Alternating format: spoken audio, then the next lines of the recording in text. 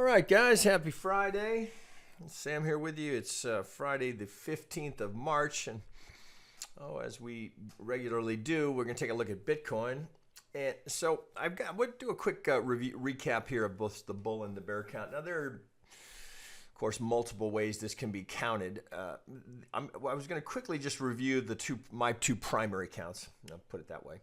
So on the bullish count relative to here, and I know you can't see over here, but just for a quick review, I've got us going as a WXYX, and then we have now bottomed and put in the Z. So there is a count that gets us down here, but it's also based off of the larger algo pull that I've shown, I don't know how many hundreds of times. So here's the tag of the 50, and then we come down and we get that algo target and have bounced off of it since that time. It's roughly 3,200. So that's part of what's influencing that, as well as the subdivision does play down here. It's now where these two counts, where the bullish and the bearish count differ, is right in this section here. This is open to interpretation, could be counted a couple of different ways. So thus, why it's important to keep a primary and at least one alternate. In this case, there are probably two or three alternates here that would all be technically valid. So that's the thing about Elliott Wave, right? So you either love it or you hate it about that. They can be interpreted in different ways. But for me, I continually find value in using it, so I continue to use it, although I don't use it by itself.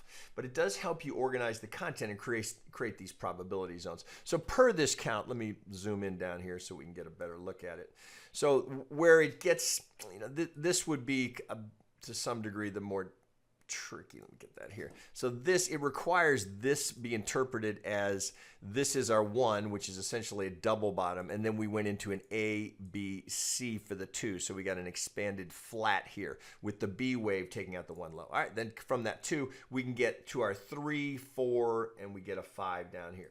So with that, now let's go look at the price action. With this, the assumption being here that we have a potential for a low, certainly is a technical low. Now I know I get a lot on here. Now we're gonna let me shrink this, move this up a little bit here so we can get a better look at it. And I'll take some of this off so we can get a better understanding of it. So per that count, here's our low. We've gone 1. We've got an impulse here, A, B. A lot of complexity here in this correction. So we get an A, B, C, and a bull is going to see an impulse here into a 1. Now this correction here is a little bit tricky. It could go a couple of different ways here. So one, as we're starting to rally a bit here, one possibility here is that we're in the larger, we've come down, we put in an A. So note this confluence here while we tag the golden zone and this median line to the tick here. And then we've gone into an A, B, C here, and potentially now there's a C down here would create a larger correction here with more complexity to it. Now we're starting to get past the point where that would play in timing here. So if we don't start falling, then I think this can be reinterpreted here. So just to kind of clear some of this up, let me pull some of this off. Let me get rid of this set of median lines here. Now, of course, we can see how this parallel here, the running parallel here to the median lines, has framed the market fairly well. Might need to add the 150 there.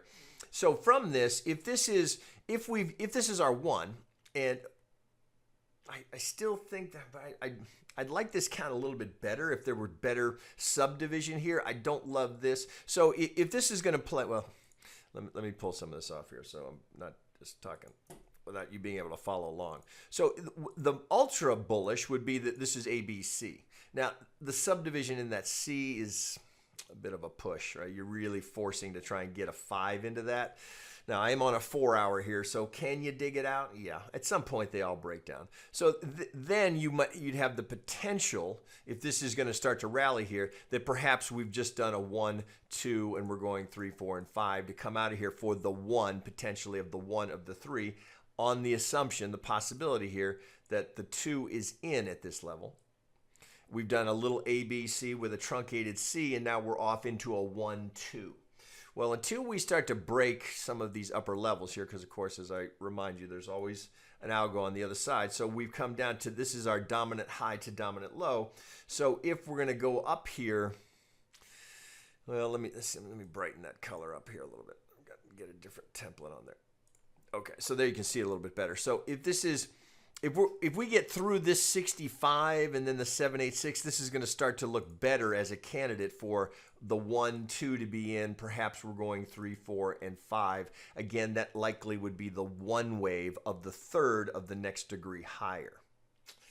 So until we break some of this, we're just stuck in the same range we've been in for months now. So this course is a function of, if we're going to hit resistance down here, well, here's the target, here's the algo target, right? So something like this would put us right, that's the upsloping trend line here that's drawn from the lows. So were we to come down, do something like this, you know, that wouldn't surprise me were we to do that. Now, what I think actually would surprise me more is that if we end up calling this the 2 and we're pushing up to a 3 here. Not that I'd be disappointed, just let's say it this way, I'd be pleasantly surprised. So with that established, understanding that we're going to need to break through this resistance, and obviously the big one up here at, well, let's call it 4,200, we need to get through that with enough legs here that it can push back and then become the support, right? So that might set up the 3-4. So that remains to be seen. We've got another $300 to go to get to at least challenge this pivot. We know there'll be substantial resistance there, but there will also be stops sitting on the other side. So if we get up there, that can be the fuel that takes it up and creates then that prior resistance becomes the support. So that potential is all there. But first, let's not get ahead of ourselves. First, we've got to get through this scenario here, which has us coming up here. Now we're tagging the 50. Now we've hit it once before, so I wouldn't be surprised if we ran into some resistance at the golden zone. There will be an algorithm that will sell it with that as its target. Right, second target here. Now, you know, it starts to get ugly. We go down and break that. This trend line here, it is interesting that from this to this, golden zone to that target would put us right on that upsloping trend line. So we'll have to wait and see. Is there a trade here? Well, for a bull, yeah, you can be a buyer there.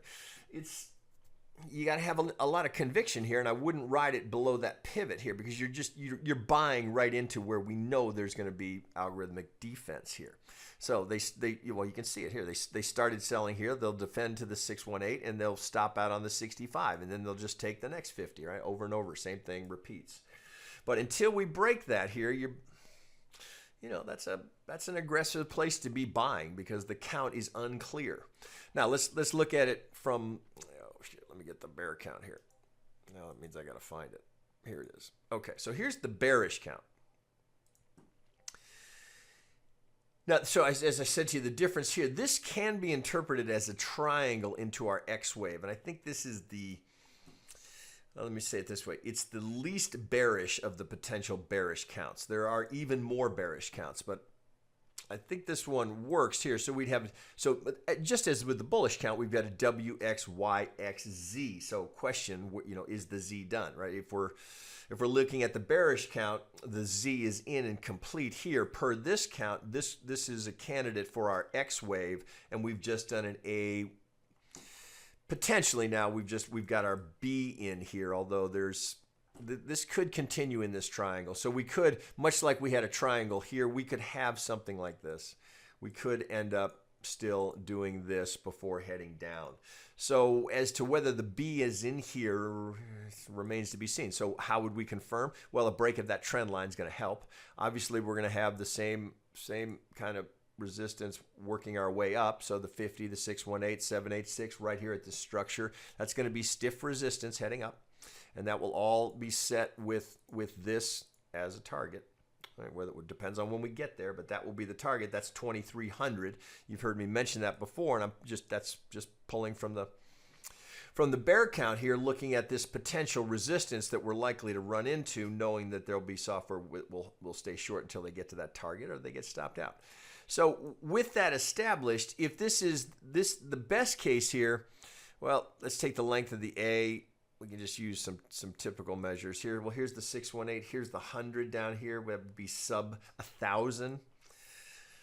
Is it possible? Yeah, it's possible. Sure.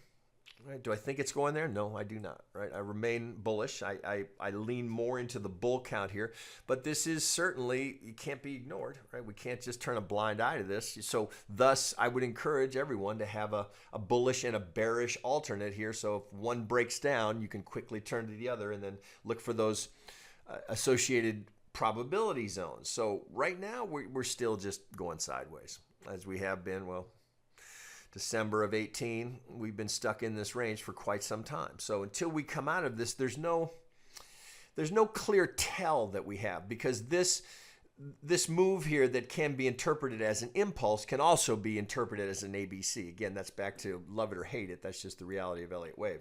It's open to some interpretation here. So a bull is going to see a 1-2. A bear is going to see an ABC into, well, in this case, what would be the B wave here.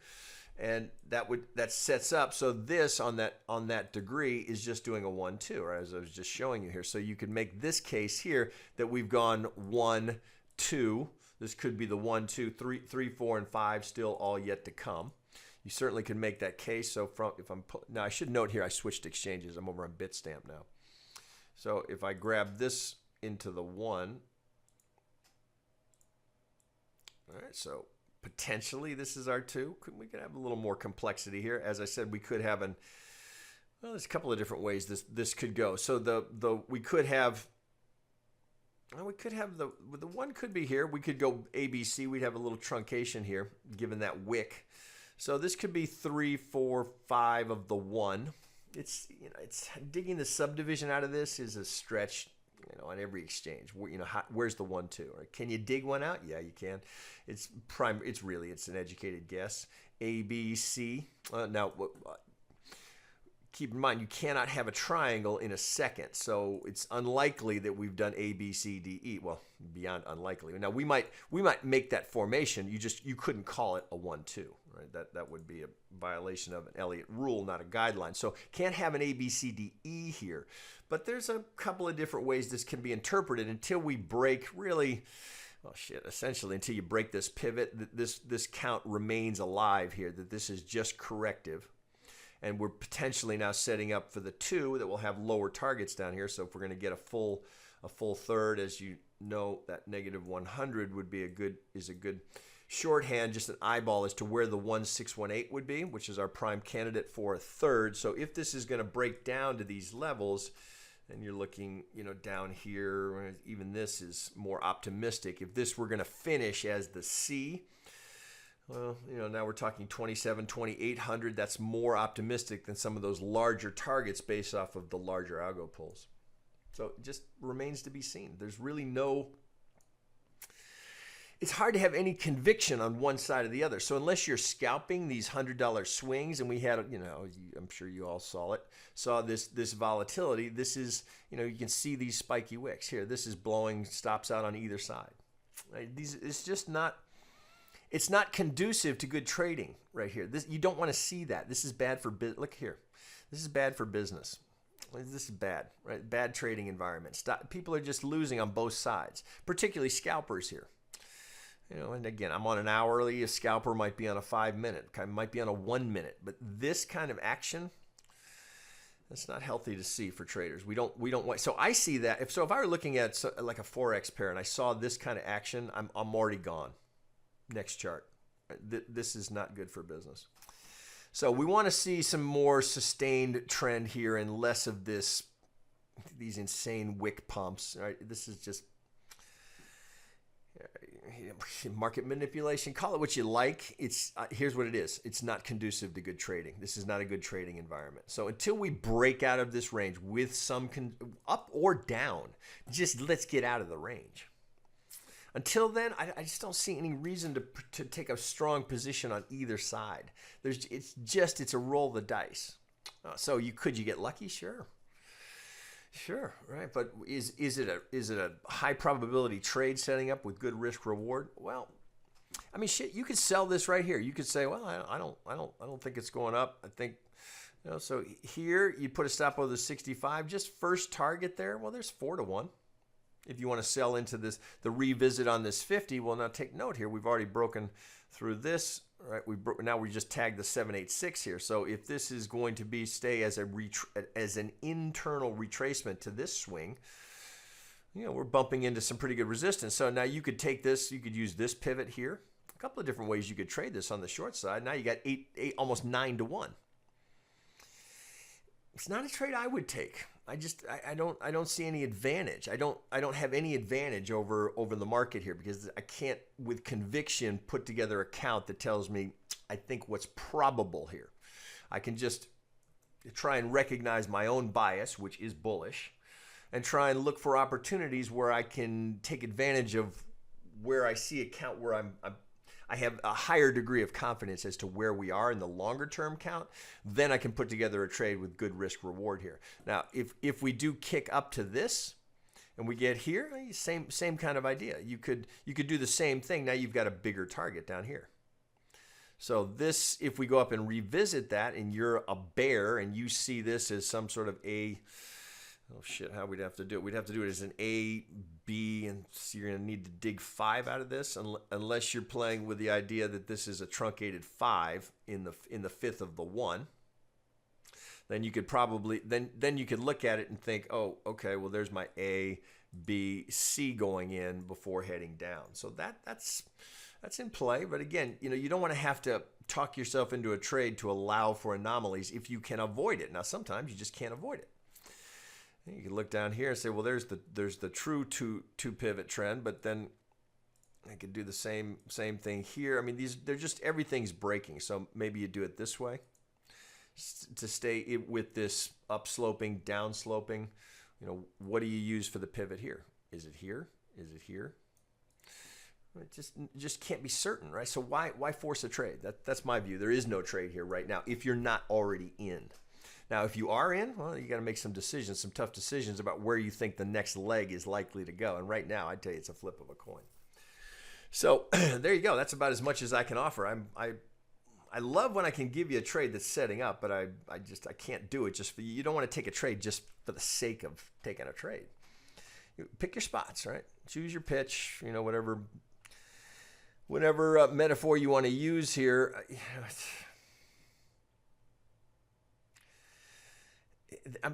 So if we can get up here and challenge this, I mean, we're just running into the same levels of resistance that we have. You can just draw this all across here. So just look at all this junk over here, right? Could we get through it? Sure, right? We need to get through it so that then the way back, then it becomes the support. That could set up the push. But until then, I think the best trade here is no trade. All right, guys. See you later.